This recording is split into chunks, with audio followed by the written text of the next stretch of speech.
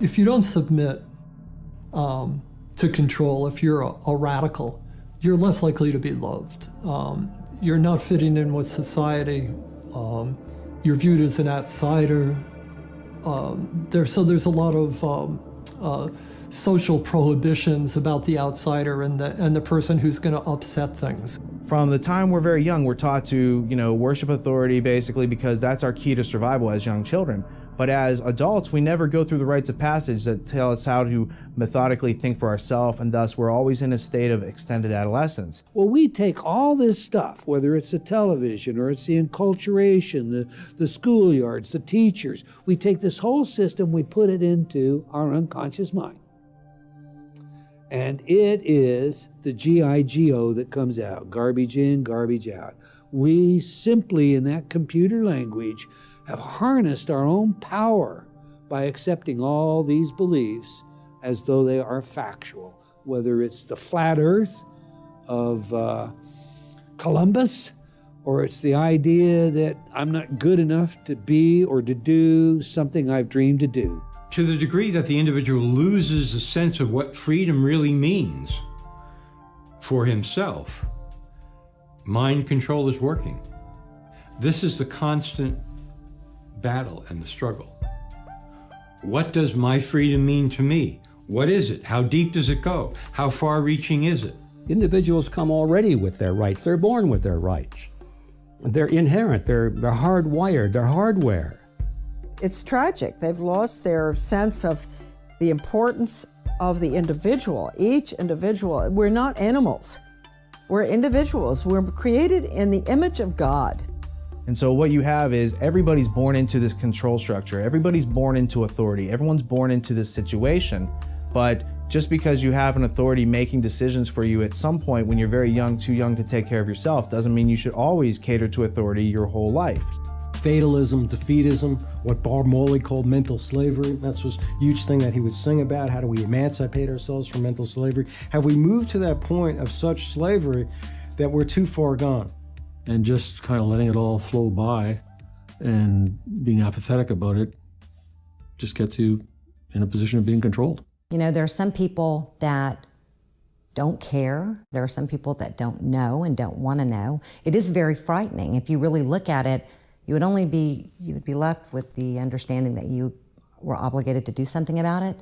And, people work really hard every day and they just want to relax and enjoy their life. We have established a framework for the most part, works pretty good. People enter into this contract with society.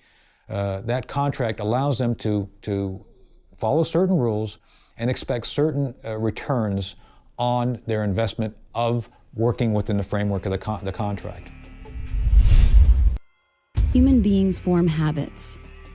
At some point in our lives, many of us realize that the lives we are living are not those which we have imagined, but rather lives reflecting others' imaginations, as if we have been unwitting actors in someone else's script.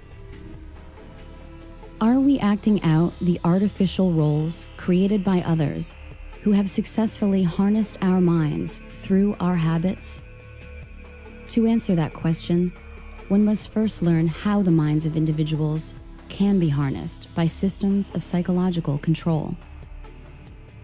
Are the habits reflected by human beings in direct conflict with their needs to survive and thrive in this world? The enormous implications deter many of us from asking these simple questions and finding answers relevant to our daily lives.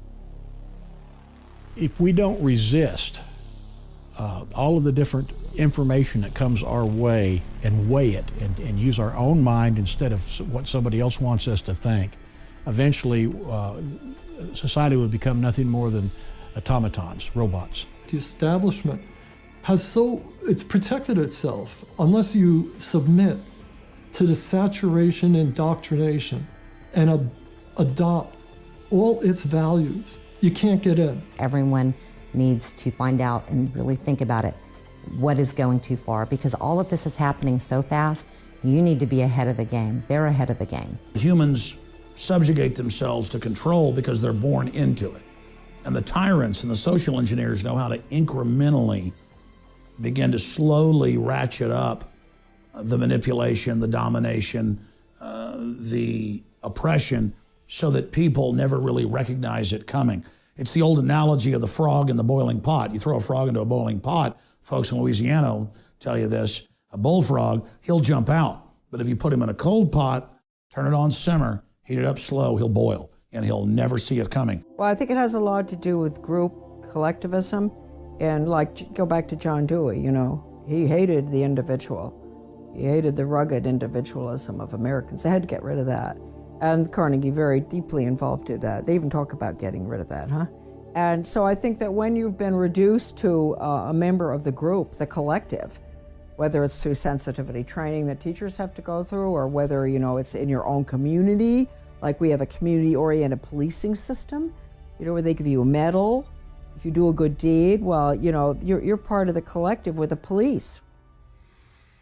I would say in the next 50 years, if large numbers of people don't become consciously resistant to the overall mind control exerted on society, we're going to see many more people who really truly resemble androids. People induce this themselves by looking out at the world and saying, it's too dangerous for me to tell the truth or to say what I really believe or express how I really feel. It's much better if I fabricate a completely synthetic personality that's going to sit back here and remain passive. That's how it works. The idea of short-term gain, basically giving up freedoms. Giving up freedoms is never a good idea.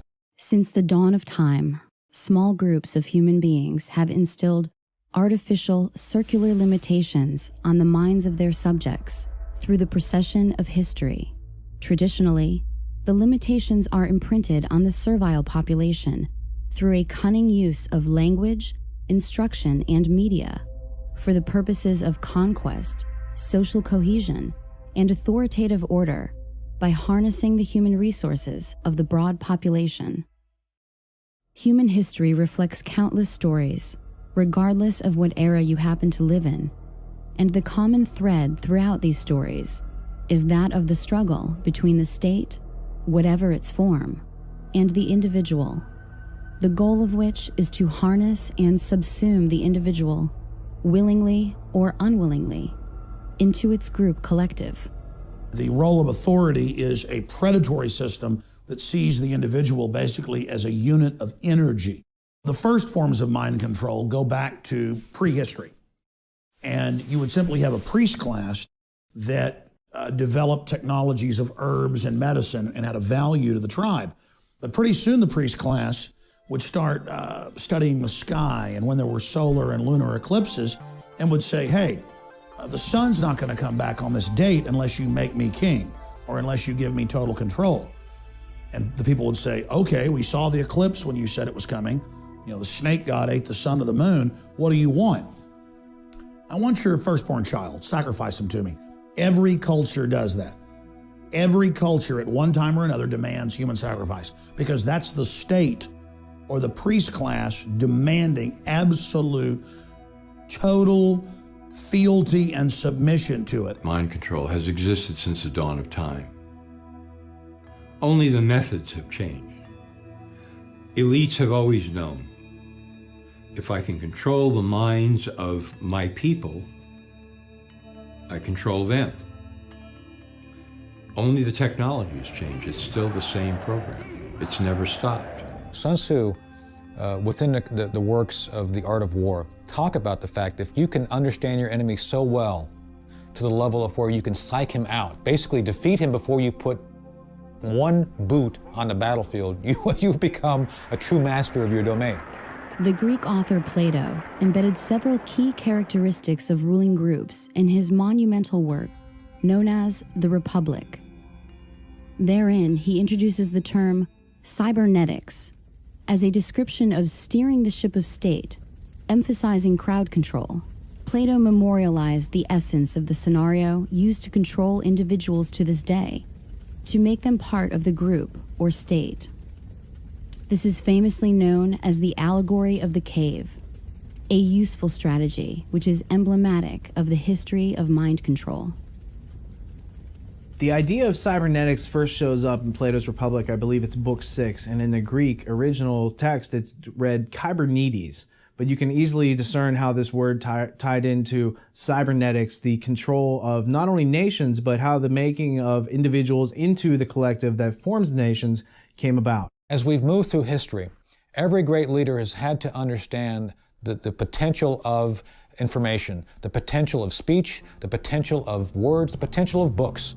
What is a citizen, if not someone willingly or unwillingly participating in the machinations of the state? How would we acquire the habits of citizenship without stimulus from the state and our response to it? Attention! Attention! This is your beloved leader, Og the Exalted. There will be a special giant joy rally today at Og Memorial Stadium.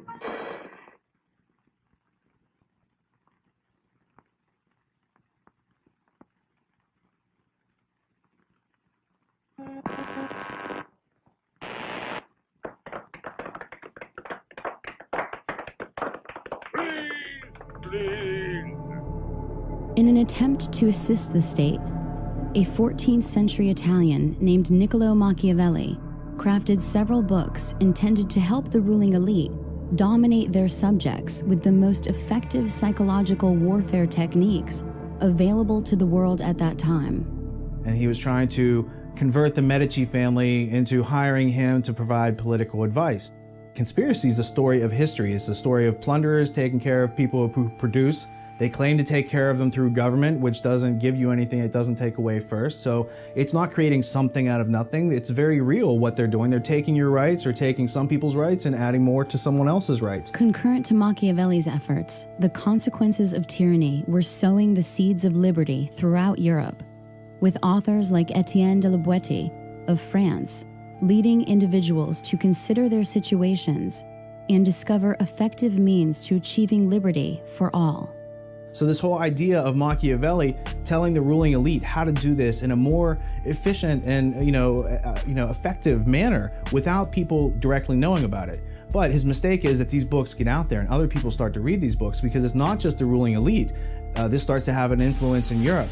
You've got a character named Etienne de la Boétie who writes a discourse on voluntary servitude. And basically what de la Boétie does is he shows you that everything that Machiavelli told the ruling elite about how to control you is undone when you understand it to the nuts and bolts level, where you can then withdraw your consent, and that only then are you free. We control you. We control your mind. We make you believe you have no creative power. We make you forget you have imagination, which is the core capability from which you can invent your own reality. The myriad components of collectivism combine to form a comprehensive system for transforming the individual into a cog within the machinery of the state. The first step is to remove self-reliance, thus creating dependence on the state or collective. The next step is to create a motivation based on fear of scarcity, as opposed to creativity and productivity. Remove the systems of autonomy, creativity, and self-teaching, which help create individuality in the first place, and the void is filled by the will of the collective. Nature abhors a vacuum, and the mind is no different. Innovative and enigmatic German philosopher of the 19th century, Georg Wilhelm Friedrich Hegel, observed that human history could be manipulated to create a contrived outcome. Hegel's essential observations of the methods by which history may be authored by a small group translate into a world in which an individual's choices may be engineered away from his needs. How to engineer the opinion of the American people so that they would fully endorse, not only endorse, but demand a war. There's another one. Another plane just hit.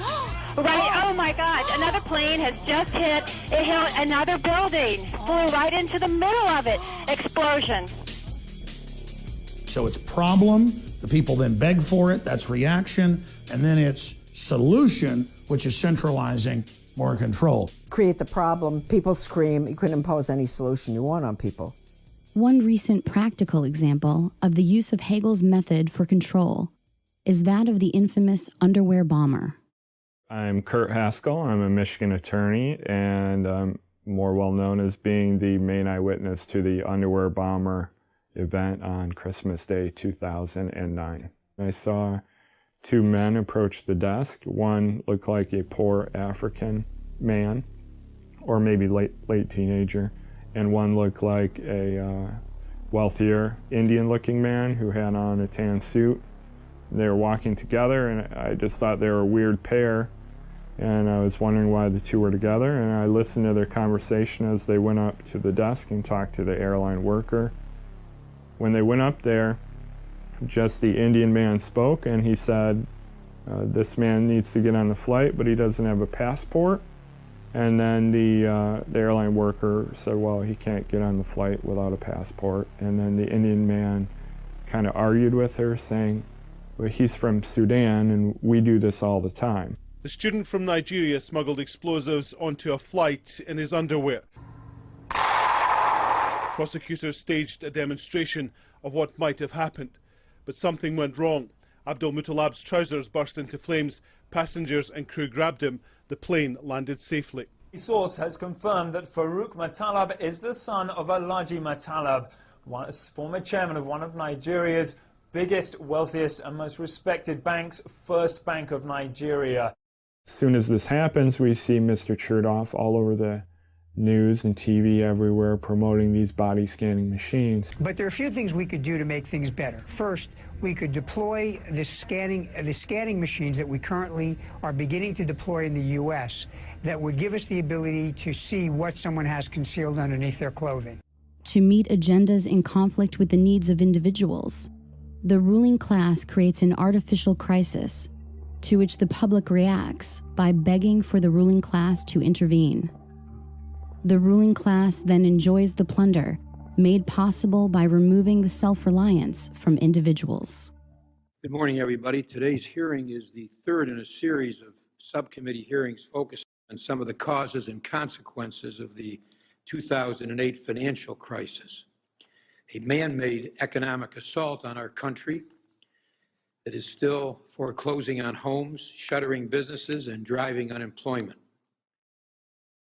The combined philosophies of Thomas Malthus, Charles Darwin, and Herbert Spencer led to the development of social Darwinism. Social Darwinism grafted the concept of the survival of the fittest onto the larger social framework.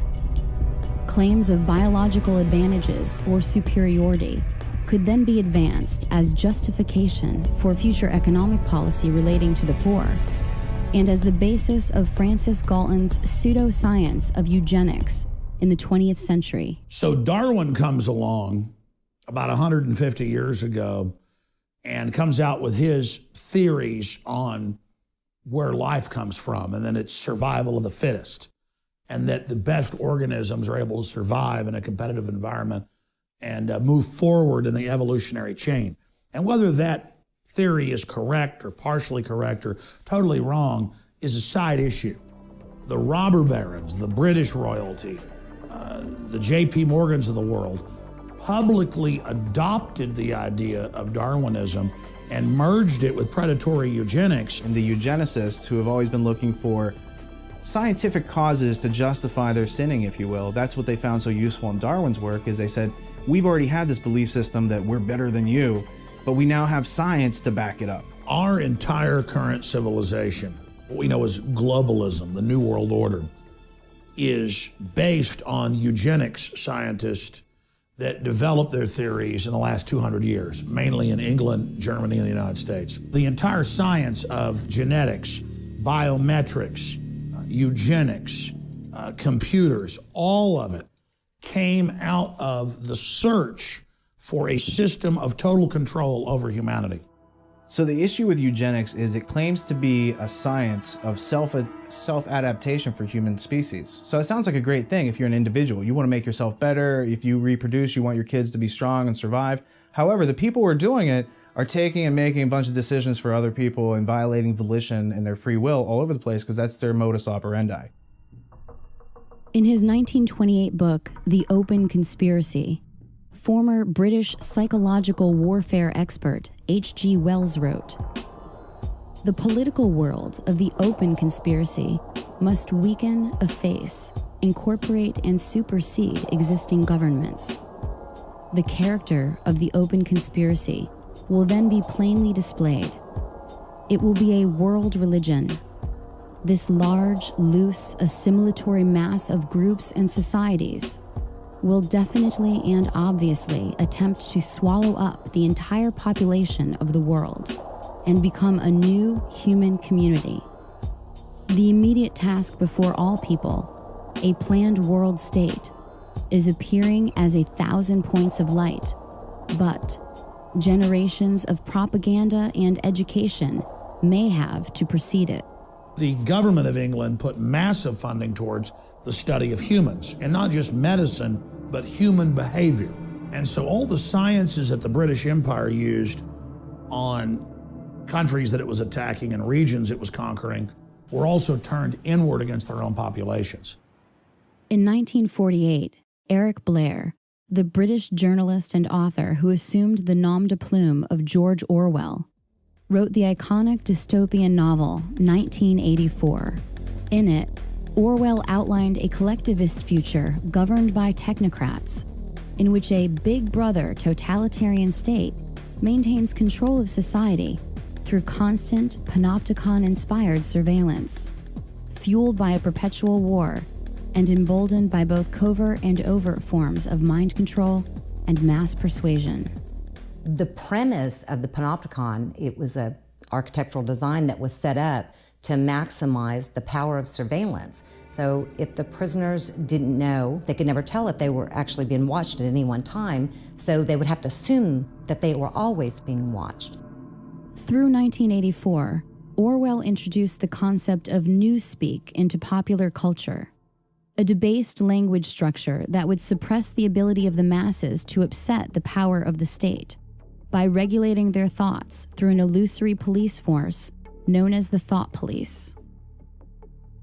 Orwell's notion of doublespeak demonstrated the cognitive dissonance inherent in tyrannical structures. As the meanings of the words change, the meaning in society is lost. And fortunately, we have been able to raise our standard of living without sacrificing the spiritual side of life, which means so much to the American family.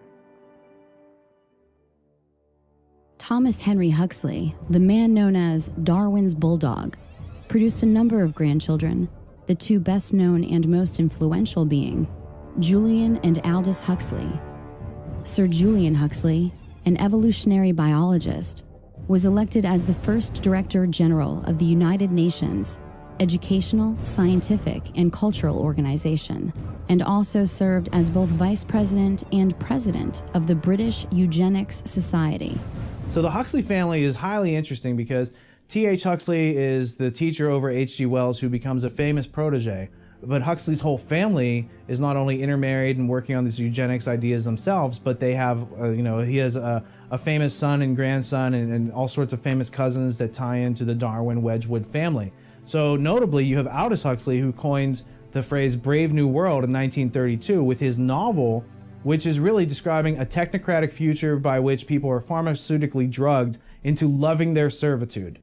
I think what is going to happen in the future is the dictators will find, as the old saying goes, that you can do everything with bayonets except sit on them. That if you want to preserve your power indefinitely, you have to get the consent of the ruled. And this they will do, partly by drugs, as I foresaw in Brave New World, partly by these new techniques of propaganda. They will do it by bypassing the sort of rational side of man and appealing to his subconscious and his deeper emotions and his physiology even, and so making him actually love his slavery. I mean, I think this is the danger, that actually people may be in some ways happy under the new regime, but they will be happy in a situation where they oughtn't to be happy. Leveraging the fact that the 20th century opened up numerous avenues for shaping and controlling the thoughts and behaviors of the population, the ruling elite contrived new ways of obscuring useful facts while peddling useless ideas to the American people. Advertising, in addition to fundamental changes in education, produced a population of non-thinkers whose false understanding of basic concepts instilled through public schooling led to generations of people who feel they are magically endowed with the ability to somehow attain knowledge without first observing the landscape of available, credible evidence.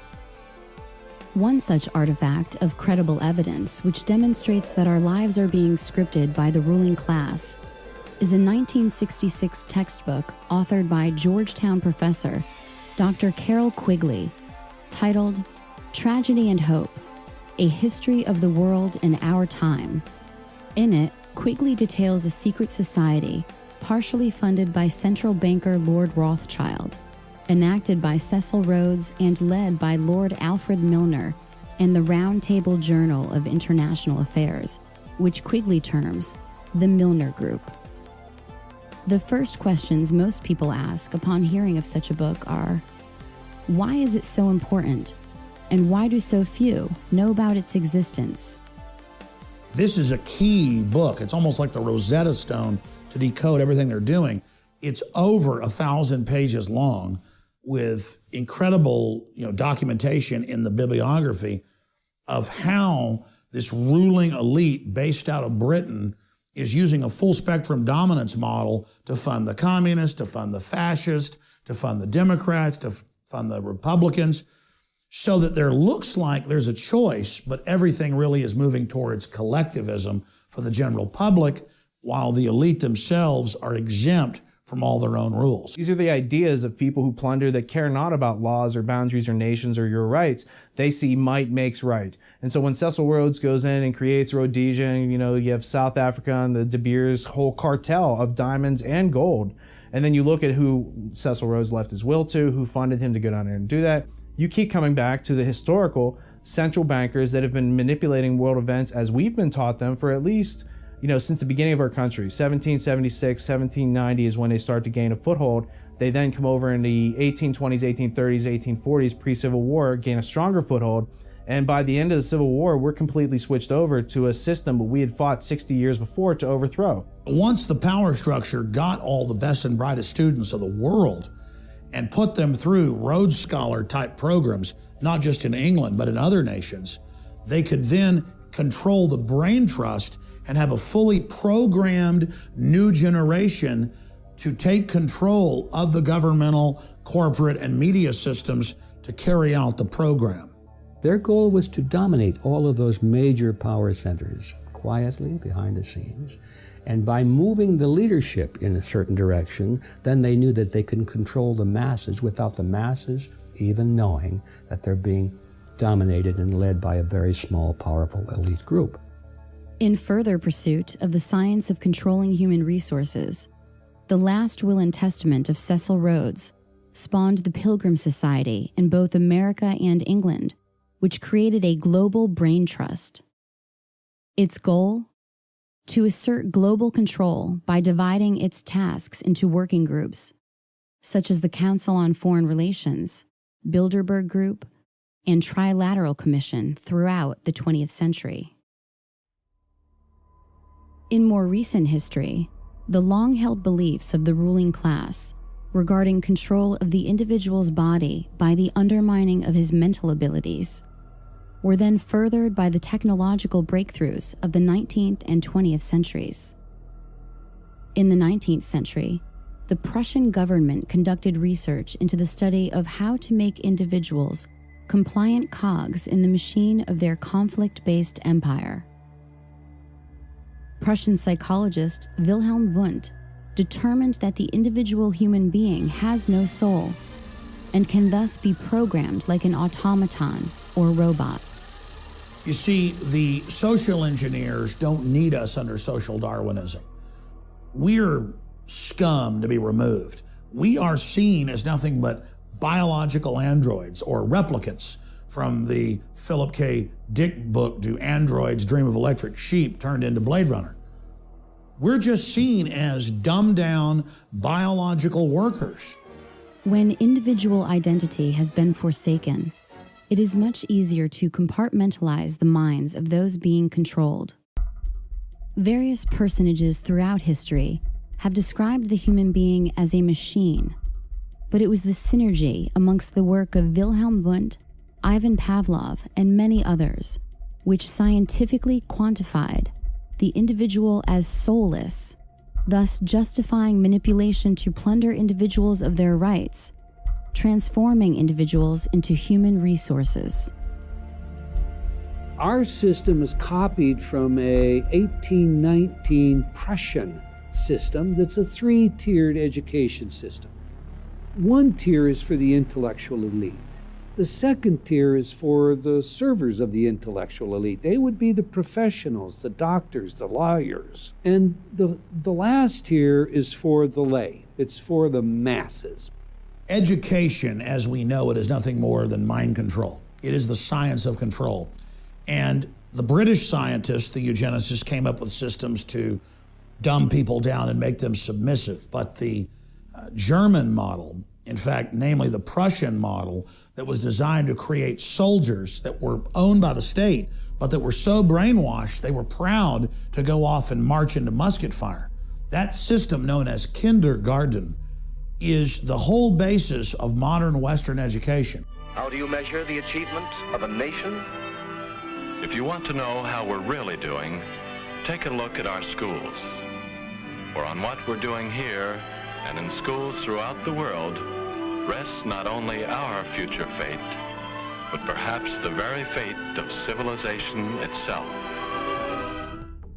Building upon this dehumanization of individuals to the animal state of stimulus response, Russian researcher Ivan Pavlov and American researcher John B. Watson conducted experiments based on classical conditioning, a simple manipulation of reflexes under observable conditions. These methods were then improved and perfected by Harvard psychologist B.F. Skinner. B.F. Skinner was also one of these famous American behaviorists, and he championed something called operant conditioning. Again, just a fancy jargon term for some basic common sense. And operant conditioning was really all about negative reinforcements like timeouts, positive reinforcements like food pellets and money, and punishments, which are like punishment, shocks. This operant conditioning doesn't work so good on anti-authoritarians, people who challenge and resist authority. And later on, research has shown that operant conditioning works best on people who are dependent, infantilized, in other words, made like children. When you ask yourself as a teacher, as I have at the college level, what have I got that my students want? Sometimes a pretty discouraging question. But you can discover things which will be reinforcing to students at any level. And that has been done. A great deal of progress has been made. There are things in an ordinary, even say a ghetto classroom, lower grades or high school, that can be used as reinforcers. You can have special foods at lunchtime, access to play space, privileges to associate with other kids of your choice. More and more of these things have been brought into play as the kinds of contrived reinforcers that can be used temporarily to get the kinds of behavior which will then eventually have their own natural consequences which will be reinforcing. One of the notable things that separates human beings from other inhabitants of this planet that we call animals is our ability to form questions. And that allows us to remove ourselves from certain types of control. Now, animals are subject to many of the same sort of stimuli that can train and condition them to give you, you can make a pigeon, according to Skinner, that appears to know how to read and respond to lexicons. So it gives the appearance that the pigeon can read or that the fleas are trained, but really all you're doing is, reinforcing a random schedule of conditioning, taking natural characteristics and harnessing them.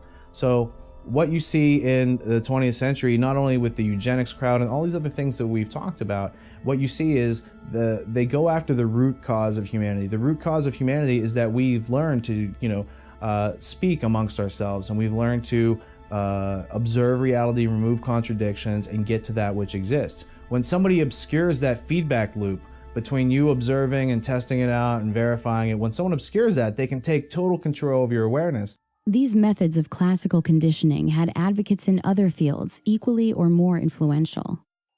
Soon, the field of compulsory education would teem with the ideas first spelled by these social engineers.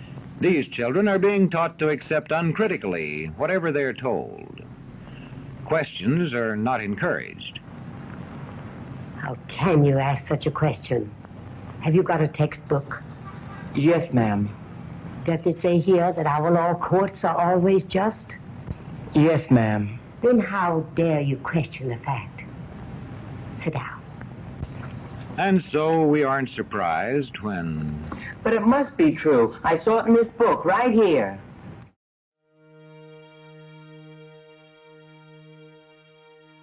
The education our children are going to get has nothing to do with education. It is training our children to be resources, human resources, that's the way they refer to us, to spin off profits for the globalists. The greatest barrier to discovery is not ignorance. It's the illusion of knowledge, and that's what the 15,000 hours in compulsory schooling really entrains and conditions into us, is that you've been told this story of the people in South America, and so you think you know about it. And it's not until later in life when you might come across more information about conquistadors and how Jesuits infiltrated all the religious systems and took all the riches out and basically harvested this whole area. And this is an example of plunder in South America that went on for hundreds of years. So until you have this other piece of information to bring this into focus, you think that what you were taught in public schooling during that 15,000 hours is really what's going on. And it's not until you bump up against reality, as George Orwell said, usually on a battlefield, that you have to consider that which you were taught to believe versus the objective evidence that exists.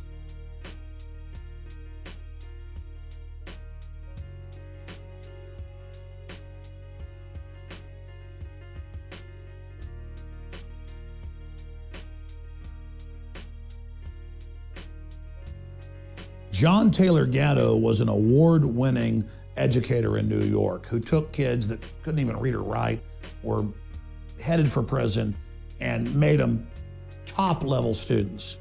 And then he discovered that he was shut down by the big tax-free foundations so that he couldn't teach the children this information. And he discovered that it was by design that they were dumbing people down to make them subservient biological androids or replicants. That's what we're seen as. But now we're obsolete. We're to be phased out the new robotic systems, the drone aircraft, the drone submarines, the drone ships, the drone robots on the ground. We're all being conditioned, all being acclimated for this. In The Underground History of American Education, John Taylor Gatto details how, beginning in the early 19th century, American travelers abroad were writing on the methodology of Prussian schools and composing travelers' reports, which were very influential on educational techniques in the United States. However, in 1831, it was French philosopher and Minister of Education Victor Cousin who published his Report on the State of Public Instruction in Prussia, which not only led to the consolidation of French schools under the Prussian model, but also directly influenced reformers like Horace Mann in the United States to follow suit. Mann traveled to Prussia and, without even seeing one classroom in session, sought to adopt the Prussian model of education with his annual reports given to the Massachusetts State Board of Education. Mann's promotion of the concept that the state is the father of children was reinforced and expanded by educational reformers throughout the 19th and 20th century. When we speak about enculturated processes, when we talk about the imprinting, of course, I mentioned educators. One of the things that surprises a lot of people, and it shouldn't because it's publicly known, is that our education system is not about educating as much as it is about socializing. Like the duckling in the chicken yard. If you take that duckling and raise it with the chickens, it's going to be imprinted, it's going to behave like the chickens. And in that very real sense, we perpetuate this. The danger is we don't just perpetuate it, we don't just enculturate it, but it's the only sane way we see to raise our children. And the result is there's no escaping it. C.S. Lewis said, when training, which is Skinner, Pavlov, beats education, civilization dies.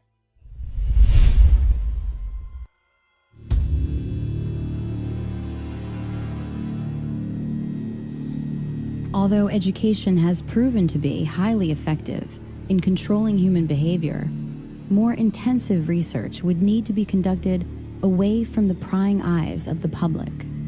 The Tavistock Institute was set up by the British Empire to really study mind control and to scientifically drill down into human behavior and put in textbook form systems of basic control so that could be duplicated out to government and corporate entities. And Tavistock has been involved at every level of social engineering. The Tavistock Clinic was founded in 1920 and operated as part of the Psychological Warfare Division of the British military. It was initially a voluntary outpatient clinic for treatment and research and was made up of general physicians, neurologists, and psychiatrists to facilitate the treatment of neurosis and shell-shocked British soldiers returning home from World War I. Going through their own publications on Amazon, you can find that some of their books cost like $18,000, $20,000. And what that tells me is they don't want the average person to be anywhere near getting their hands on this book, because what it gives you inside those books is the teacher's edition, to use an abstraction, as opposed to the students sitting around the class not knowing what the answers to the questions are. There's a group of people who are being given the answers to all the questions about how we act, react, and how we've been understimulated with curiosity in order to make us more subordinative.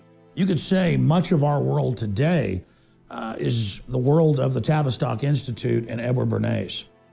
Having been instrumental in the Tavistock Clinic and director of the Tavistock Institute of Human Relations, it was former officer and consulting psychiatrist to the British Army, John Rawlings Rees, who created the concept of the psychological shock troops, or culture warriors, a federation of psychiatrists, which he intended to disperse across the globe to make it, quote, possible for people of every social group to have treatment when they need it, even when they do not wish it, without it being necessary to invoke law.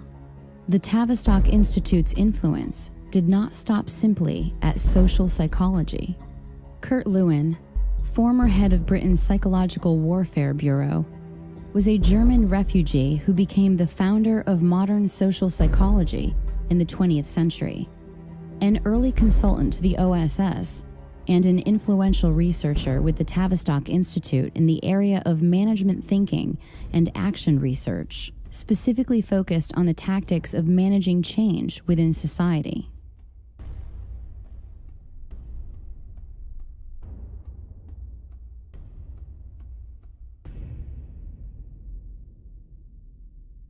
No organization of the size and scope of Tavistock can operate for long without ample funding. From whom is that funding derived? Certainly no small part comes from the seemingly benign, tax-exempt foundations of the global elite. I was researching the Reese Committee back in like 1952, 1953, where they went in and investigated major foundations and some of their subversive activities. These foundations put an enormous amount of energy into controlling what is being taught at the schools and how it's being taught, and using schools basically to indoctrinate children to accept their station in life, to accept a collectivist future. According to Dr. Lily Kay, whose expertise was demonstrated in her 1993 book, The Molecular Vision of Life, the Rockefeller Foundation, Caltech, and the New Molecular Biology, the world in which we are living has been molded, shaped, and continues to be directed by an elite establishment of eugenicists, a ruling class fueled by violating the will of others to attain their goals. Nowadays, almost every adult agrees on one basic goal for all students. Schools ought to turn out good citizens.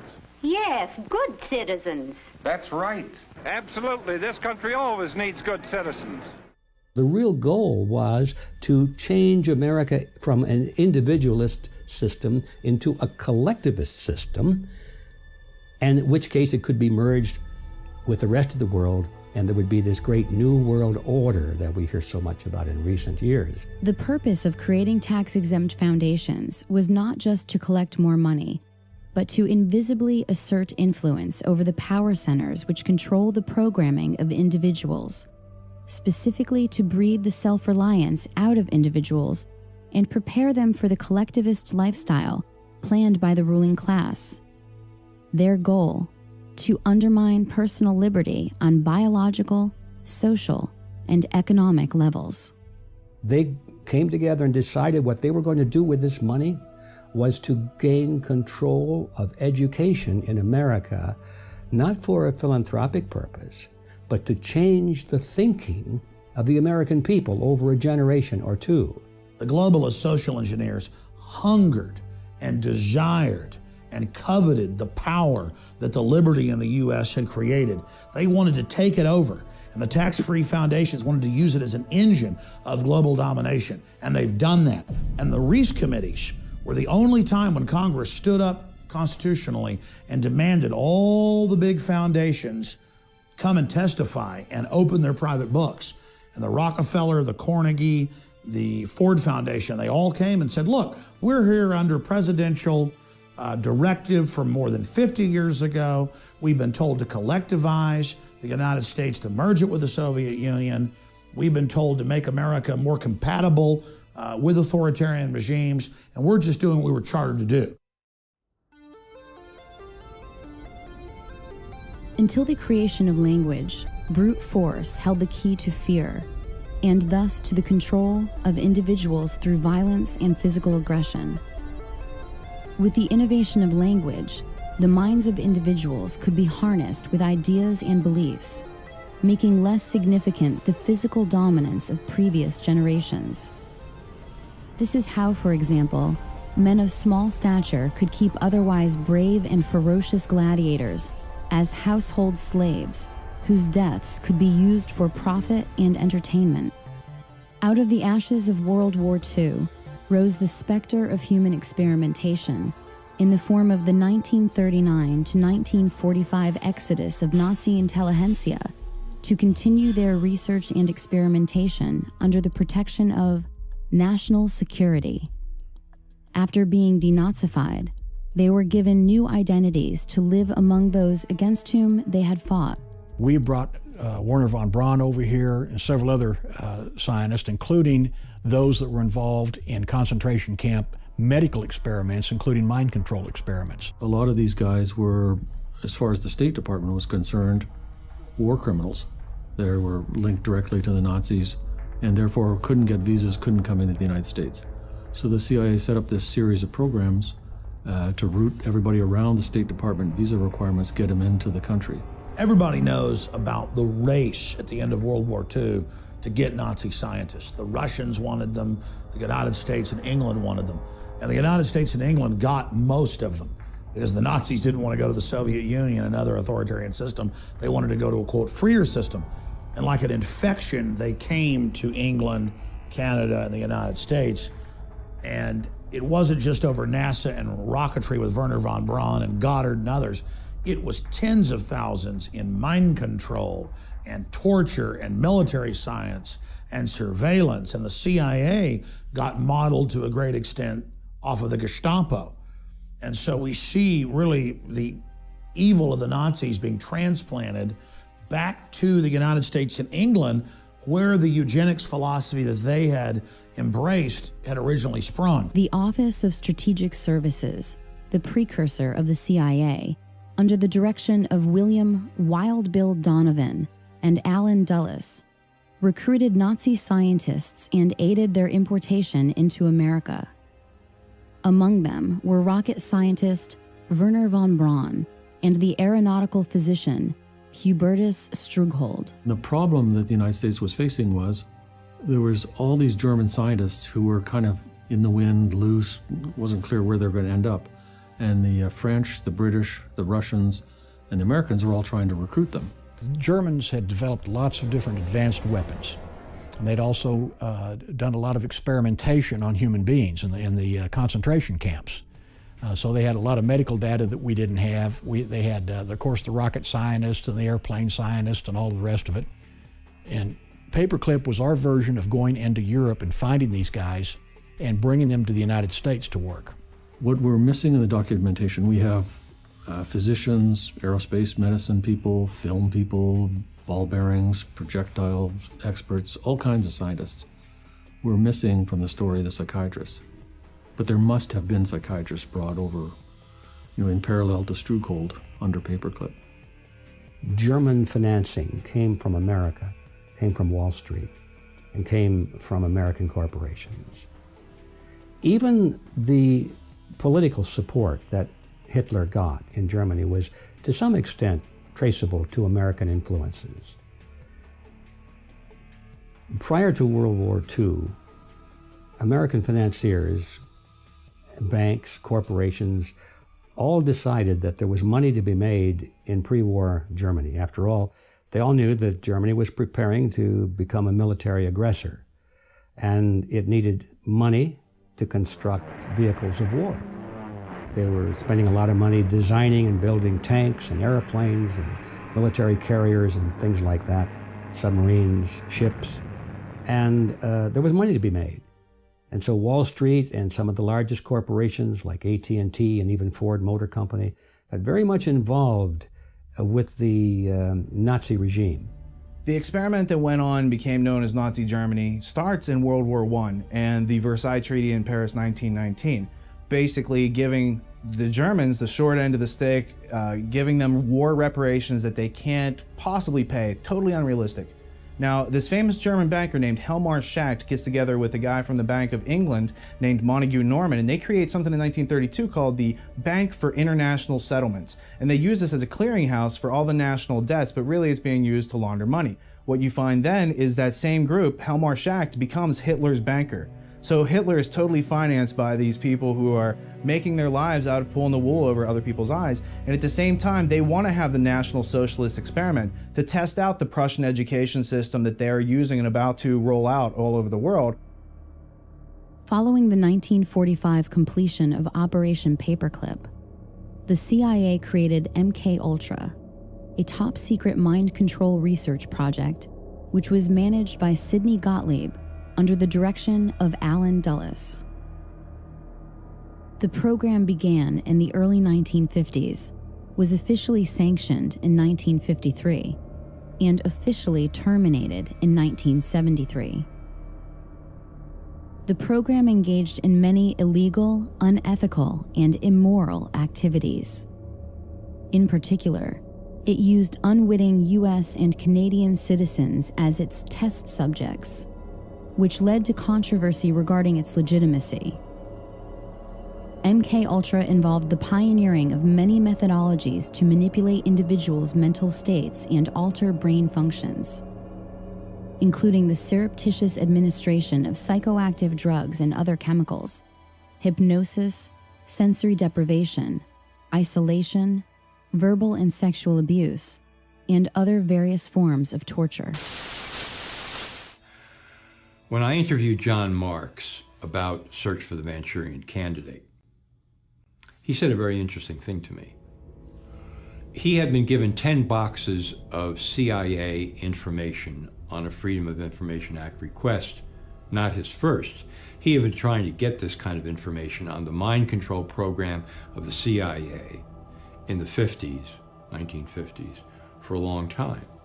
And finally, as a kind of a sop, maybe even a joke, they gave him 10 boxes of materials that had nothing to do with the projects except the accounting data, the financial data, thinking that Marks wouldn't be able to do anything with it, and CIA would be perceived to have fulfilled the FOIA request. But Marks was too smart for them. He saw into the financial data and realized what he had his hands on, that this was not only MKUltra, mind control program of the CIA, but it was divided up into many, many, many sub-projects. And he had some of the funding details that provided the foundation for him to move forward in his research and discover what they were really up to. The military started the Artichoke Project, and the Bluebird projects, which I think was the Navy one, and they were trying to figure out, can we make a Manchurian Candidate? Can we make a super soldier? Can we control what people think and do and how they act on the battlefield? Can we make somebody braver than they really are? And it was getting up to where they were asking questions, can we create kamikazes like the Japanese had? In 1994, President Clinton created the Advisory Committee on Human Radiation Experiments, which was tasked with investigating the instances of federally funded research using ionizing radiation on human beings. Based on the documents made available to the committee, they identified nearly 4,000 cases of human radiation experiments taking place between 1944 and 1974. This included a series of federally funded experiments in which unsuspecting hospital patients were injected with plutonium. Many details of MKUltra experimentation were disclosed during a public hearing before the advisory committee. I'm going to start. My name is Valerie Wolf. In listening to the testimony today, it all sounds really familiar. I am here to talk about a possible link between radiation and mind control experimentation that began in the late 1940s. The main reason that mind control research is being mentioned is because people are alleging that they were exposed as children to mind control, radiation, drugs, and chemical experimentation, which were administered by the same doctors who are known to have been involved in conducting both radiation and mind control research. Written documentation has been provided revealing the names of people and the names of research projects in statements from people across the country. It is also important to understand that mind control techniques and follow-ups into adulthood may have been used to intimidate these particular research subjects into not talking about their victimization in government research. People talk about MKUltra in two senses. It's kind of like an umbrella term for all mind control programs. But technically, it's just a specific program that ran from the 50s into the 60s. And it stopped in 64. Therefore, MKUltra could not be operational today. But something like MKUltra with a different name surely must be. And I don't think there's any doubt in my mind at all that clearly mind control methods are used at Guantanamo Bay. I mean, there's all the hallmarks of mind control. There's hooding, there's forced sitting positions, there's sensory deprivation, sleep deprivation, all kinds of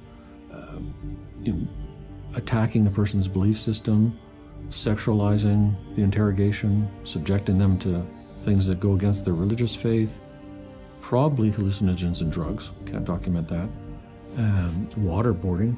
So all the components of a mind control program are in place there.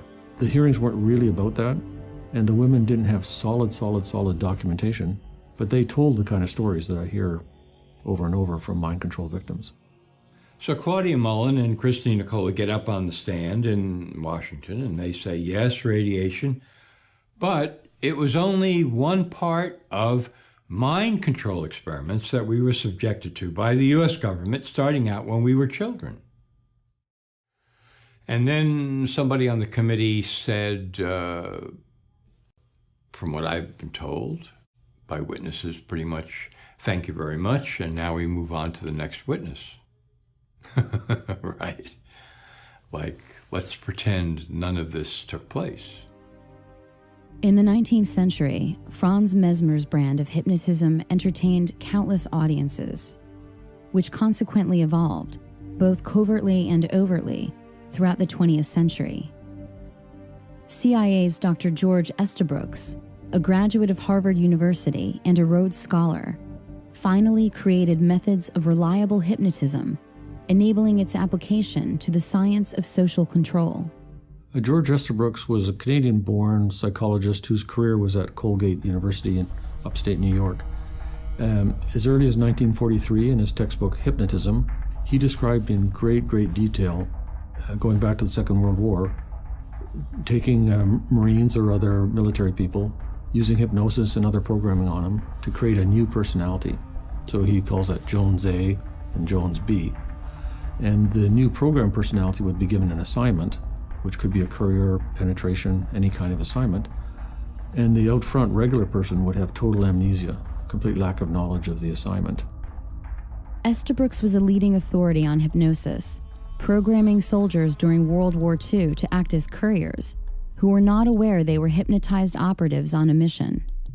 In this manner, the OSS targeted political objectives through the covert methods of assassination and espionage, leveraging the science of hypnotism. Where hands-off hypnotic and pharmacological methods fail, the physical application of actual electrical stimulus directly to the brain becomes the next logical step.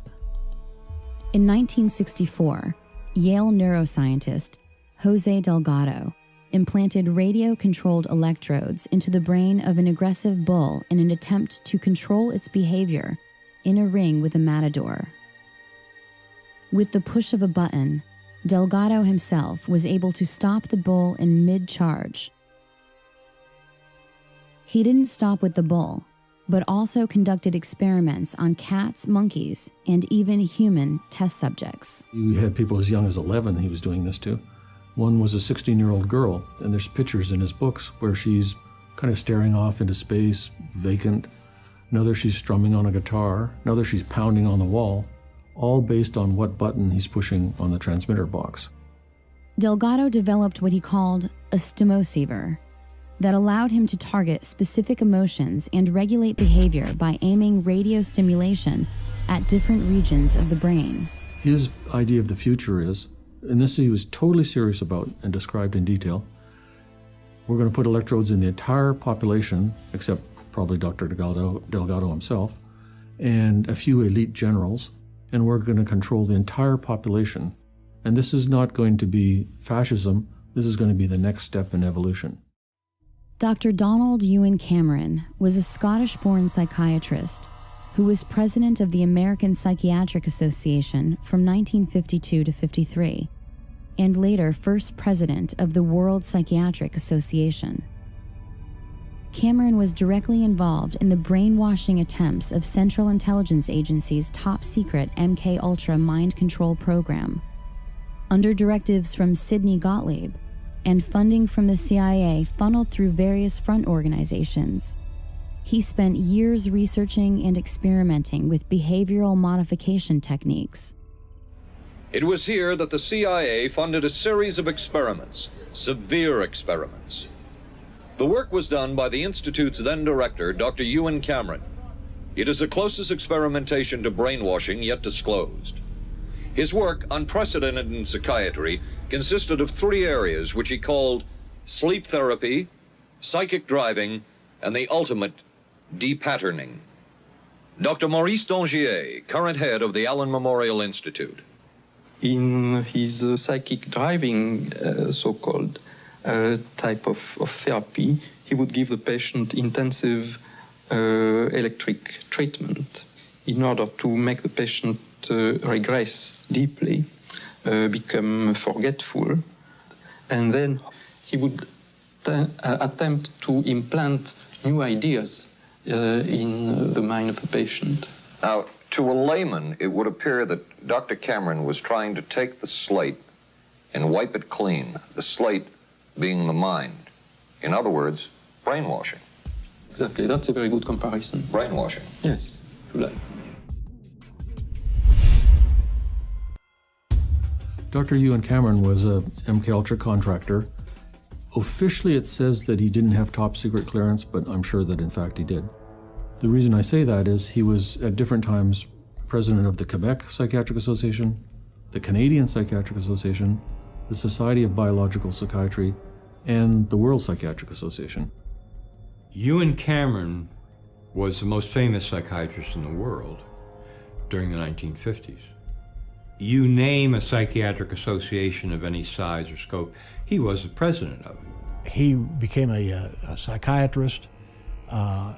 In fact, at one time, he was the president of the World Psychiatric Foundation, and he ended up immigrating over here from Scotland and was working in Canada under Sid Gottlieb, and he headed up one of the projects dealing with LSD and with different types of mind control projects that he had, especially hypnosis. His experiments were basically, there's kind of 2 components to it. One is psychic driving, and the other is depatterning. So depatterning is you give massive amounts of electric shock to the person, like 100+ treatments, with 6 times the usual amount of electricity per treatment. Completely wipe their minds out, so they don't know who they are, where they are, they don't recognize their children. And then once they're in that state, you can add on barbiturates and other drugs, keep them asleep for weeks at a time, or kind of like half asleep, and then play tape loops over and over and over and over. That's the psychic driving. And the tape loops will be in the doctor's voice or the person's voice, and this is all supposed to program a new personality. It has been alleged in some cases that Cameron held patients against their will for weeks at a time, drugged and unconscious, under the threat of being committed to an institution for life if they did not participate in his treatments.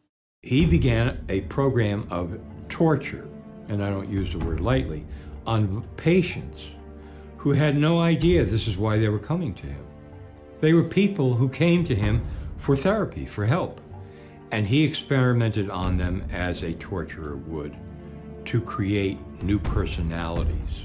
Cameron operated with Rockefeller funding at the Allen Memorial Institute in Montreal, Quebec, where he contended that it was first necessary to depattern the minds of his patients in order for them to have a shot at recovery.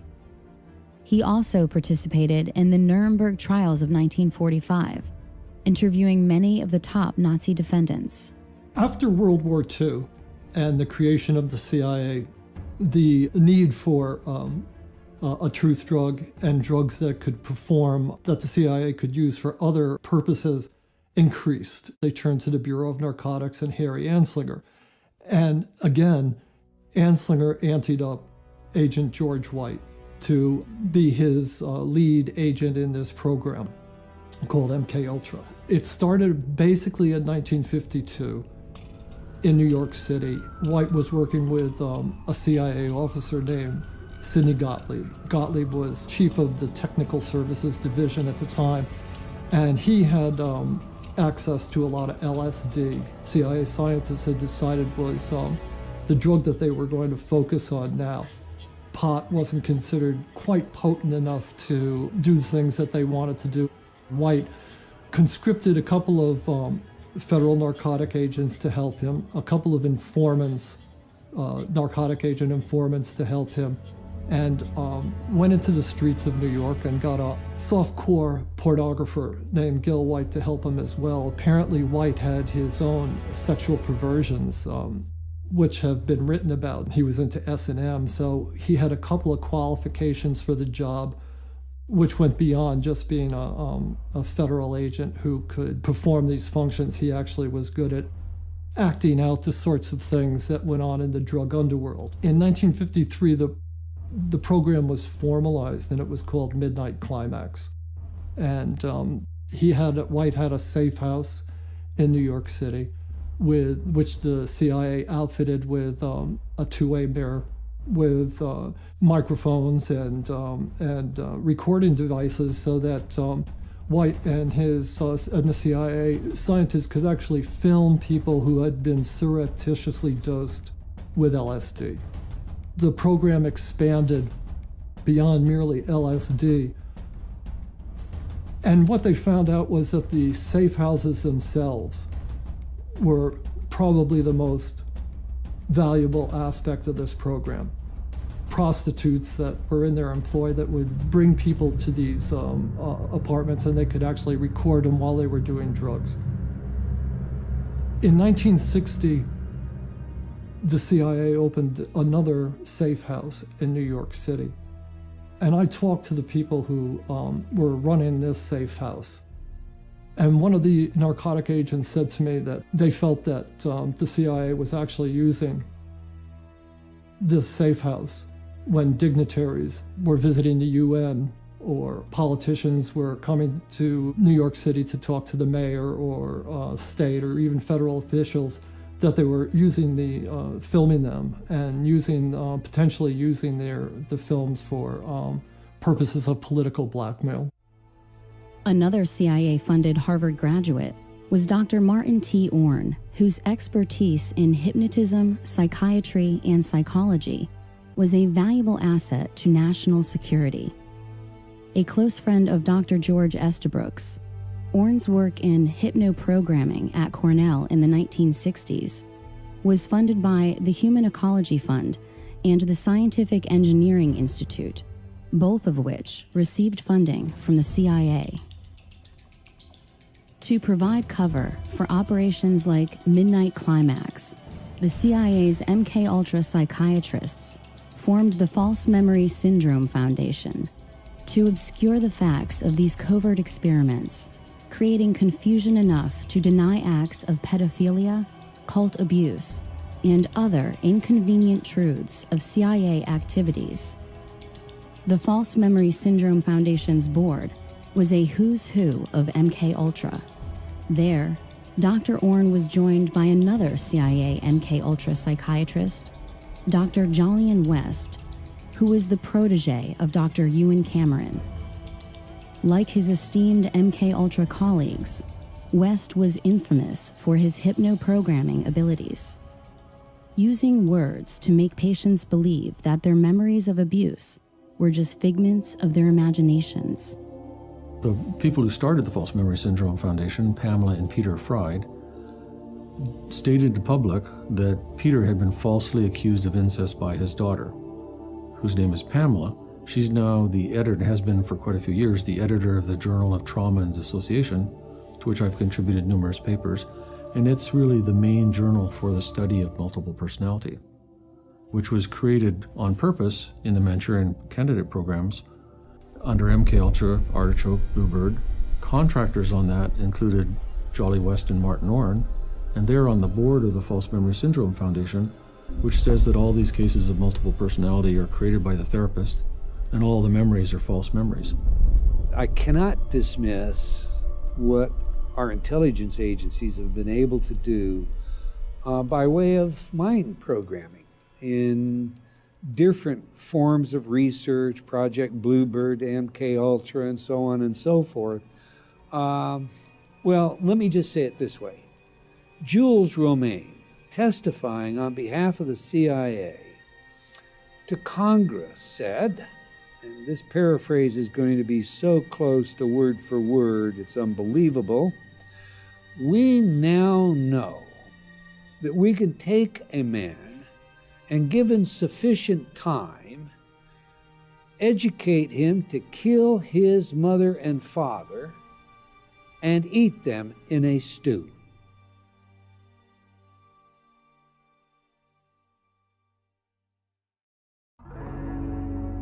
How will power gravitate into the hands of those who control information? Through the internet, through wireless networks, through smart grids, smart devices, and smart meters, to monitor and control the personal behavior of every citizen in the grid. How has the role of harnessing the minds of human resources shaped the 20th and now the 21st centuries? This single pattern emerges from all the seeming chaos. The role of science, as juxtaposed to the mind, has not been used to help individuals. Rather, at every turn, at every discovery's emergence, knowledge is being used to restrain individuals. Learned helplessness is just one example. And so in the 1970s, they discovered through these experiments with dogs that if you put a dog, or two groups of dogs in a situation, one group of dog, they had control over when they were being shocked. They could use their nose and hit a panel and stop the shock. And another group of dogs, they had the equal amount of shocks, but they no matter what they did, they couldn't control the stoppage of shocks. They discovered this phenomenon called learned helplessness, and that the dogs who had no control over stopping their shocks, they would become passive and depressed, and that when you put them in another task where all the dogs actually had control over stopping their shock by kind of jumping over this short barrier, the dogs that had learned helplessness, in other words, the dogs in the previous experiment who had learned that there was nothing that they can do to stop their pain, they did not bother trying. National elections is not equal to democracy. Democracy means you really have some power over things that affect your life, okay? But when Americans think that their democracy equals national elections, and they go and they have senseless wars and corporate control with a Republican in office like George W., and they think, well, we're going to stop these senseless wars and corporate control, and we're going to go and vote for Obama, this Democrat, and they get, what do they get? Senseless wars and corporate control. And so there's a kind of learned helplessness that sinks in there. How are the attitudes, beliefs, behaviors, and values of a society transformed such that the needs of the individual are always in conflict with the demands of the group? The early 20th century trend of conspicuous consumption, or the trading of that which is valuable and sensible for that which is superficial and frivolous, swept over America and other countries around the world, with the help of a few minds who were focused on changing our lives before we were even born. Edward Bernays, the nephew of Sigmund Freud, is well known as the father of modern propaganda and public relations, and for his application of psychological techniques to the field of advertising. People have a herd instinct. They tend to move in groups. They make conclusions based on emotion and feelings and desires. Edward Bernays, the nephew of Sigmund Freud, the archetypal psychologist, psychiatrist, openly bragged that there was a ruling elite that had taken control of society and that could basically program people like machines to walk off the edge of a cliff if ordered to do so. He was the guy that said, don't call yourself the Department of War, call yourself the Department of Defense. And he wrote book after book, like the book Propaganda, 1922, bragging about how we were all dumb animals and how the public mind was in his hand. They couldn't sell pork bellies. They were seen as junk meat, only used as flavoring in soups. They came out and said, no breakfast is complete without eggs and bacon, and showed a woman, in the newsreel sitting there cooking it. And he said, look, I can make these people do anything I want. And so he is really the archetypal father of brainwashing and propaganda right as the age of television began. And they took his sciences and just wrecked this country. Some of his most famous clients included Procter & Gamble, General Motors, General Electric, the United Fruit Company, Westinghouse Electric, Time Magazine, NBC, and CBS. He looked at what Uncle Freud had plumbed out, how the unconscious worked, and devised in his own mind the idea that you could cause people to do what you wanted them to do because they chose to do it. Indeed, in his work, Propaganda, he makes it clear that it is the duty of the intellectual elite to orchestrate the beliefs and behaviors of the public in order to have a cohesive society. They got together and said, well, you know, people are too darn dumb. We have to program them mentally to do what they're supposed to do. Political science is largely based today on Bernays' work. In 1917, Bernays served on the Committee for Public Information, otherwise known as the Creel Committee, which set out to change public opinion in favor of the United States' involvement in World War I. At the request of Woodrow Wilson, Bernays personally attended the Paris Peace Conference of 1919, the same year that he would found the first public relations firm in the United States. Advancing some of this work, of course, he was commissioned by Woodrow Wilson and to assist in selling the idea of World War I, that it was about spreading democracy throughout Europe. He is, for all intent and purposes, the father of what we call today neuromarketing. It has been widely reported that Joseph Goebbels had employed Bernays' Crystallizing Public Opinion, the first book written on the emerging field of public relations, while formulating his own propaganda campaigns for Nazi Germany.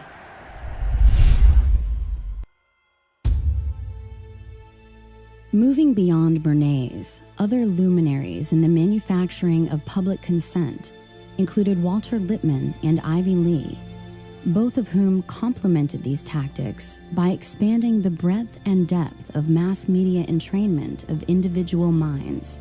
And then I read 1928, a book by Walter Lippmann, talking about public relation and public opinion, and basically saying the same thing, that the public is not inherently irrational, but they can use PR and propaganda and media to play upon people's existing irrationality instead of introducing them to the concepts and definitions of that which exists. So instead of creating world peace by putting everyone on the same page, by giving us a method to discern fact from fiction, they use that gap in our perception to play tricks on us. So that's all I've ever seen during human history, is human beings playing tricks on other human beings. As for Ivy Lee, he was not only popular with some of America's most prestigious corporations and foundations, he also found time in his busy schedule to personally counsel John D. Rockefeller, to represent Standard Oil, and was one of the earliest members of the Council on Foreign Relations.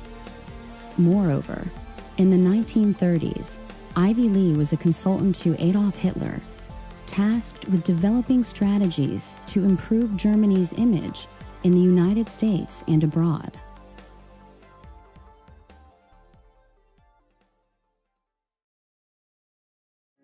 Kids are impressionable. That's why here at this station, we watch the programs and commercials your child watches carefully. He may see bad guys, but not in the role of heroes.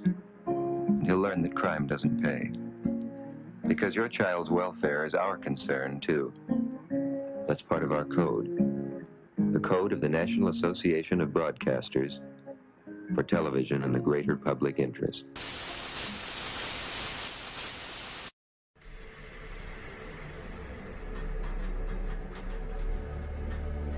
Waco was an odd situation regarding both the law enforcement aspects of it, regarding ATF going in and doing the raid on the Branch Davidian compound, as well as the fact that Special Operations Command was called to help. This is one of those situations where everything that could go wrong pretty much went wrong from day one. The Clinton administration and Janet Reno started looking for options. One of the options that they decided to engage on was bringing Special Operations Command in to advise them on quote-unquote psychological operations. When the Special Operations Command elements arrived, they began giving advice to the law enforcement individuals on how to go about implementing specific themes. Within the psychological operations community, they typically look at themes of how to modify, adapt, or somehow reshape the thinking of a target group, of an audience. These specific techniques, which were brought to bear on the Branch Davidians, were developed for military operations overseas, primarily against a foreign target.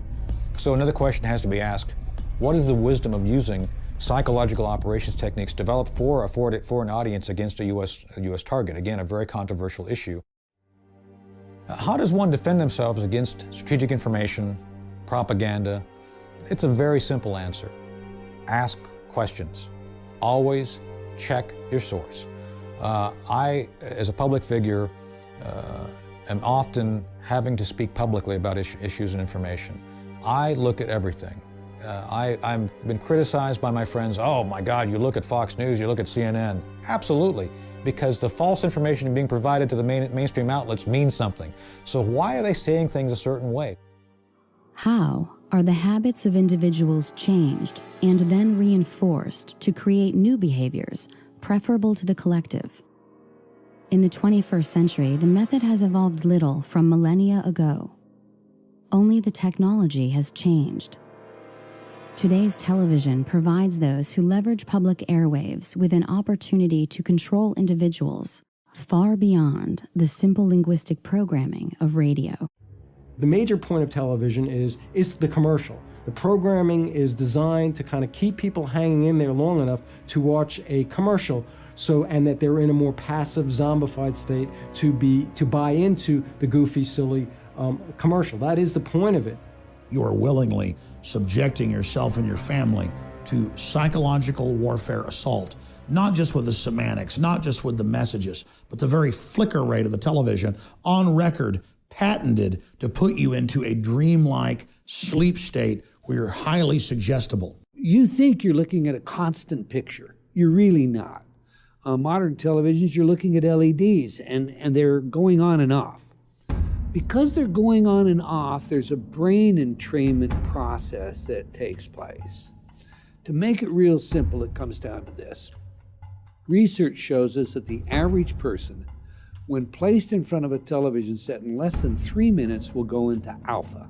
Hypnosis is, for all intent and purposes, objectified by brainwave activity. If I'm looking at your brainwaves, an EEG, in normal consciousness, you're operating at what we think of as beta. So you're going to be 15 to 30 cycles per second. 30 is on the stress side, but that's typically where you're going to fall. In alpha, you're going to be 7 to 14 cycles per second, 8 to 14 cycles, depending on the scale. Now, alpha consciousness, for all intent and purposes, is a state of hyper-suggestibility. And it keeps people sedated. You know, they use them in televisions are used in prisons. They're cheaper than hiring more guards. Of course, people are going to be then told that it's okay not to just have one television, but to have 3, 4 televisions in a house, and to be not watching it just on a normal television set, but on their phone and on their laptop. And you want to normalize this kind of crazy thing of people spending 5, 6, 7 hours a day watching television. Television has been the ultimate tool of mind control. And for more than 60 years, children are set in front of it as a babysitter, while they are bombarded with images of violence and decadence and corruption. And what it does is it just acclimates the child that when they see a real person dying on the street, they don't go over and aid them. We see this happening because, oh, that's entertainment.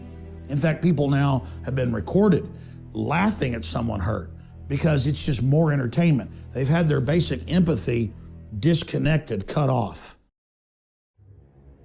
The role of advertising has certainly evolved away from one of utilitarian necessity in communicating the form, function, and value of a product.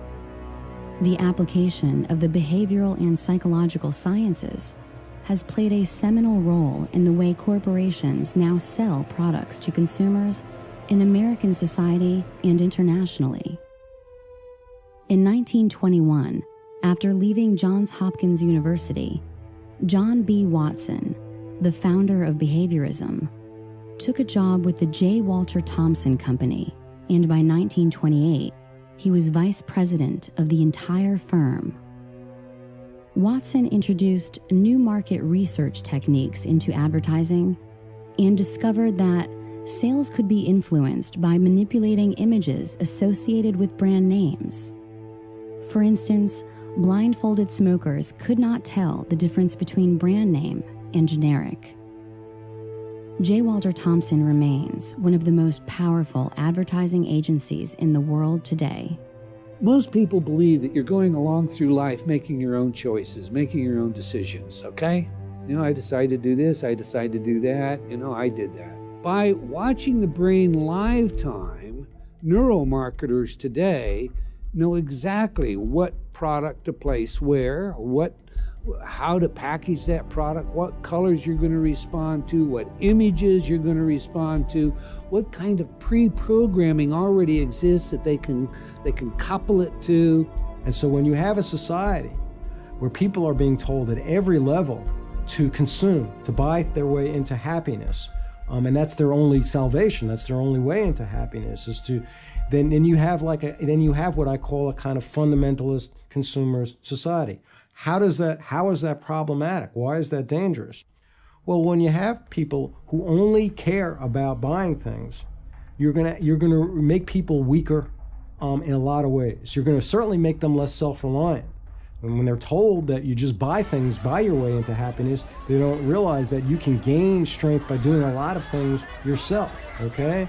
You also make people self-absorbed. I mean, a point of all advertising, which is the technology of consumerism, is to get people to care, over focus on every one of their needs and every one of their feelings. So if they're having a bad day, they must focus on that and focus on how depressed they are. Billions and billions and billions of dollars have been spent privately and publicly looking at how to tap into your psyche, how to cause you to make choices that you wouldn't otherwise make, to do things that you wouldn't otherwise do, to consume, whether it's a product or a plank in a political platform.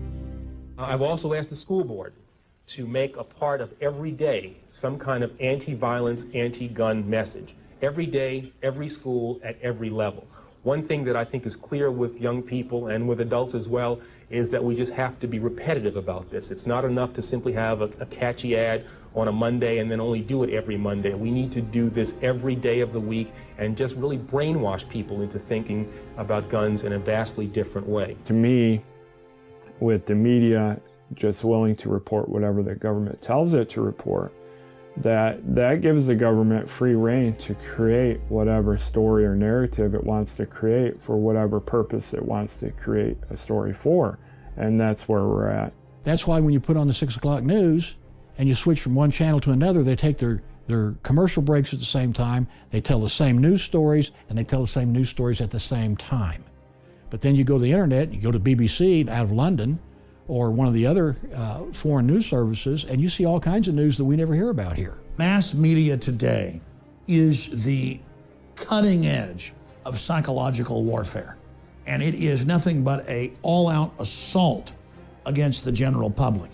When you watch mainline establishment television, you are putting yourself in front of the barrel of a gun.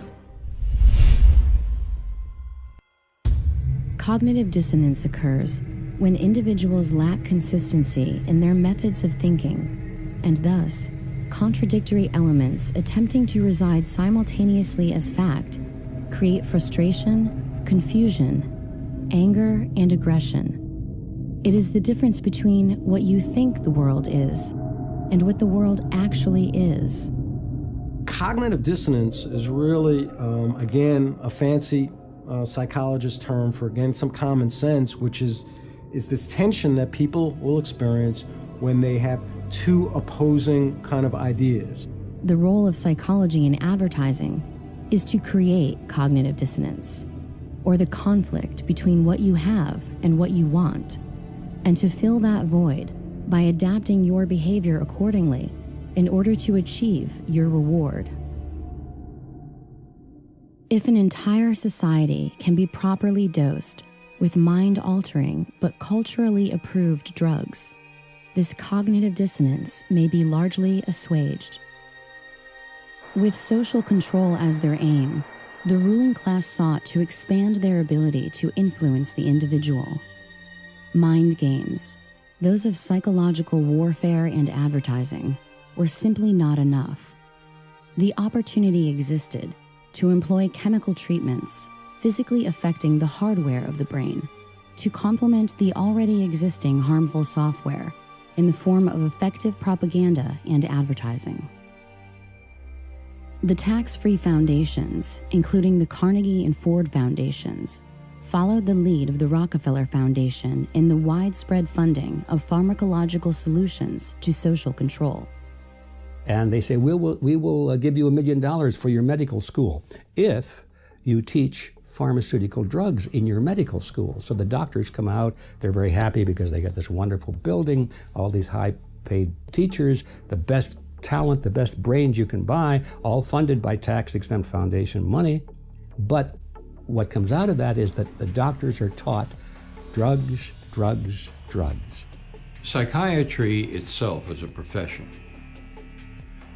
is one gigantic mind control operation. What happens when the habits demonstrated by groups of individuals reflect the outsourcing of their intelligence to so-called experts and authoritarians who are self-appointed to make decisions on their behalf? You can have a psychiatrist testify in court that somebody has ADHD or clinically depressed or this or that, but every one of those official mental disorders is a total lie and a fraud because there is no diagnostic test for any of these disorders. Not ADHD, not bipolar, not depression, not schizophrenia, not anything that you've ever heard of that is a discrete mental disorder. The American Psychiatric Association has a committee, and they create this thing called the DSM, their Diagnostic Bible. And they decide what goes in there. And they decide that certain people who don't pay attention to boring things have this disorder called attention deficit hyperactivity disorder.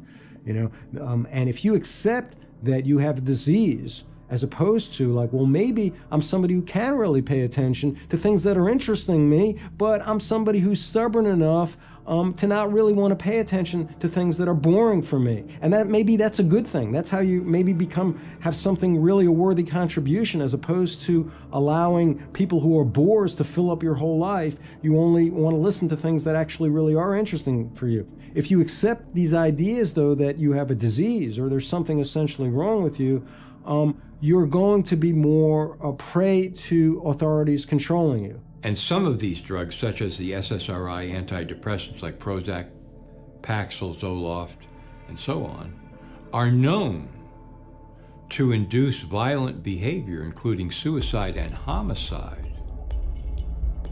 And you have a profession like psychiatry that is seeding the country, like planting seeds in a garden and a farm with these diagnoses and these drugs. This is Operation Chaos. Part of the problem of psychology, psychiatry, when it comes to diagnosis is that they really seem to have no political awareness of their pathologizing of anti-authoritarianism, of stubbornness, of rebellion. This is, I think, a part of the reason for that is I think that an overwhelming number of psychiatrists, psychologists, mental health professionals are more kind of compliant people. And when they see non-compliant, more stubborn, more oppositional kinds of patients, especially young people, that creates a lot of anxiety for them. And so you have this power, and you do this for 10 years, 20 years, 30 years, 40 years, 50 years. These little seeds, which are drugs, you see, that affect the brain in various unpredictable and horrendous ways. And you have that power to do that for 50 years. Don't you think you could really call that mind control? That's mind control par excellence. If habit is thus the enormous flywheel of society, and habit keeps us all within the bounds of ordinance, then it is our habits which enslave us to the so-called children of fortune. For their fortune exists only because our habits prevent us from outpacing the status quo and growing in the light direction. How might we begin to change our habits such that our actions are no longer in conflict with our needs as individuals to survive and thrive in this world? And what will happen if we do not resist? We're heading toward a system where we're going to have economic collapse, real crisis, be much worse than anything we've seen. We're going to be in a position where most people won't understand how it came about. They won't realize that it's the result of government policies, of corrupt politicians, and so therefore they're going to go to those same corrupt politicians and endorse the same policies, and we're going to get more of the same. And that is where we're headed. It all goes back to people who are smarter than us, who are polymaths, who are organized and have a lot of office supplies and infinite money because they can print it out of thin air and everyone else takes it and says, this is real. That's not real. Your mind is real, objective reality is real, wisdom is valuable because we can learn how to survive together with that. But all these things that they make us think are valuable, like petroleum or any of these other commodities, they're all fear-based. And if we just really understood what was going on in our voluntary role in it, we wouldn't play such a role in our own servitude. So we come to a point in our lives where it's fair to ask, what was the last original thought you had? The way you walk, the way you talk, the vocabulary that you use, all of these things are built into the expectation you have of yourself based on the role you have chosen to play in the theater of life as it's been defined to you. I think we're seeing what the consequences are of just complying with everything right now, because that's what most people in America do at this point in time. The consequences are every day you're losing more of your constitutional rights and your freedom is being taken away more and more and more by this all-encompassing security state being brought to you by your United States government. If you out there watching don't wake up and begin to investigate these facts and prove them for yourself and take action against these people, you are not just committing suicide against yourself, but against all of good humanity. The consequences to non-resistance of control is losing everything that makes us human, that we love, that we cherish. Now think about which laws have been passed recently to give you more rights. There aren't any. There aren't any at all. A lot of folks who are critical thinkers, they realize how powerful these kind of giant corporate government entity is out there. And that kind of understanding that a critical thinker has can be quite painful and can lead to them being depressed and apathetic and giving up. And so we see that throughout history, that a lot of your really great critical thinkers sometimes succumb to depression and substance abuse because they're so overwhelmed, as opposed to others who figure out that conundrum, that if I'm going to be a critical thinker, I'm going to see how powerful these oppressive authorities in my life are, but I can't allow that pain to make me just kind of give up into kind of fatalism and defeatism. Information, knowledge equals power and control. Whatever the public face of something is, whatever they're talking about publicly, there's something else over here they're probably not looking at. And that's why it's important for individuals to look beyond what is being presented publicly. It's input, processing, and output. And what we're trying to do is keep a clean signal, that's knowledge of that which exists, and to filter out the noise. And we do that by dismissing the arbitrary, things that aren't substantial, and identifying fallacies, because the way that people can effectively lie is through words, and it's through our own belief in these words that makes it take control of our lives. So in understanding these essential aspects of how they control us, we can learn individually to become free and to communicate amongst each other how to do that more efficiently. Don't buy the propaganda. Don't believe what's in the mainstream media. It sometimes is true, but often not. There's only one thing that we can do to change the course that we're now on, and that is to recapture the system. All of the positions of power in America today, and to a large extent around the world, are in the hands of collectivists, people who believe in the very system we have. They like it.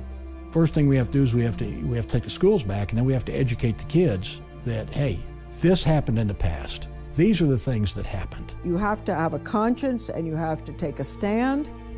And no matter how many people want to get you in the group, don't be part of that, because you're going to lose your individuality if you become part of the group. You have to kind of forgive yourself, and once you do that, you can have greater compassion for other people who are still being victimized, who are still believing that those who are controlling their lives actually care about them.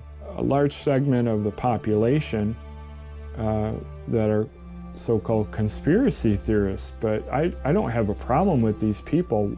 They should be questioning things that are going on because we can't trust the media to accurately report stories. Activism can help a society that's already falling under the weight of its own stupidity fall a couple of generations earlier, all right, to be able to move into a healthier society. When you get down to the ideas of what we can do to free ourselves, you have to first look at what exists. So what exists is this system is organized, it is there to control the crowd.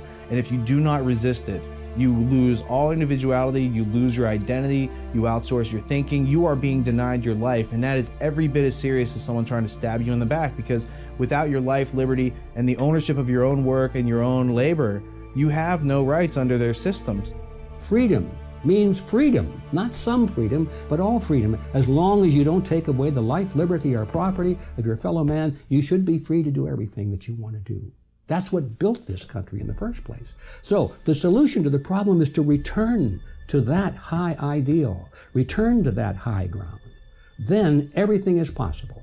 You don't have to like the system you're in, and frankly, you have every right to speak out against it. Freedom of the individual is where you start. And then the individual can say, what am I going to do with my own freedom? How am I going to use my imagination and my creative power to invent realities of my own and make them fact in the world, as opposed to sitting back here passively and letting elites manufacture reality for me. Humanity is worth resisting this, and if you don't stand up against these diabolical globalists, you are turning our species and our entire history and our entire future over to these people. You're betraying our ancestors who fought against incredible odds so that we might have some basic freedoms. And you're betraying yourself, your children, your family, and all future human generations. We can't turn our species over to total darkness. We can't turn our species over to people who love to hurt innocence and who hate beauty. We must resist the New World Order. We must free our minds and awaken the human spirit. It is time for the sleeping giant that is humanity to awaken. Secret society, people think, oh, they don't exist anymore, do they? Well, they do, and Quigley wrote about them. And he said that he had no aversion to the secret society. In fact, he said he had been invited into its inner ranks. He was never a member of the elite himself. But he was brought in as their historian, you might say, to record their events and to put it in the public record so that they could have a permanent record for all time. And he said he was invited into the group and he was able to examine their private records. And then he said, I have no aversion to it or its goals or its policies. He said, the only thing I disagree with is that they hope to remain secret. Most wars in modern history are fought for the enhancement of power and wealth on the part of the elites that run those governments. They want to expand their influence. They want greater dominance. Maybe they want the natural resources. In other words, they're not for reasons that we have been told. It's a fact of life. And there's no clearer example of that, I believe, than in World War I and, of course, in World War II. But the question around was World War I. The American people at that time were very complacent about the war going on in Europe. It was a war between, Germany and France and England. Okay, I'm sorry about that, but leave us out of it. We declared our neutrality and everything, and we just said, we hope you guys work it out real soon, which is the way we're supposed to be, There was no particular national interest on our part to be involved in that war. We weren't that threat. And besides, according to our Constitution, the only purpose of our government was to protect us to protect our lives, our liberty, and our property. If it didn't touch in those areas, we're out of it because the Constitution forbids that power to the government. Anyway, that's how the American scene was at that time. And people in finance and in government really had a different point of view because, you see, J.P. Morgan at that time was the bond broker for the British bonds. The British government was trying to raise money in addition to taxes. They were borrowing it through bonds, so they were issuing bonds.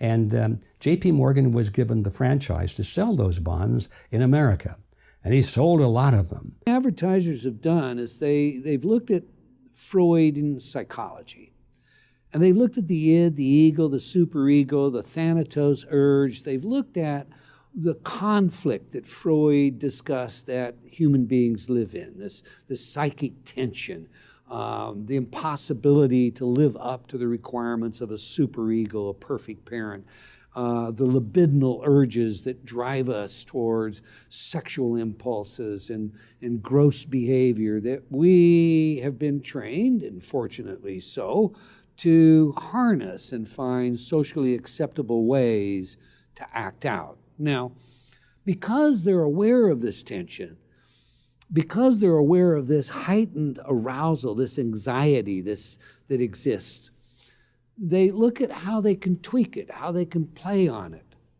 If, for example, I can cause an arousal and associate that arousal with a product, just as with Pavlovian conditioning, you're more likely to remember that product, especially if I have repetition in it. I've learned in my life that what really matters is helping other human beings. And when I help somebody, I get that feedback that says, your life matters. This day mattered. You know, you're here, and it's good you're here. And that is a self-actualizing principle. To appreciate it, in my view, you have to first understand who you are, break free from this manipulation, stop the cycle that we all get caught in, and convolute the model. Convolute the model instead of looking, what is it that I can get? Maybe think back to Kennedy's words. It's what you can give. Don't ask what you can get from your country, but what you can give to your country.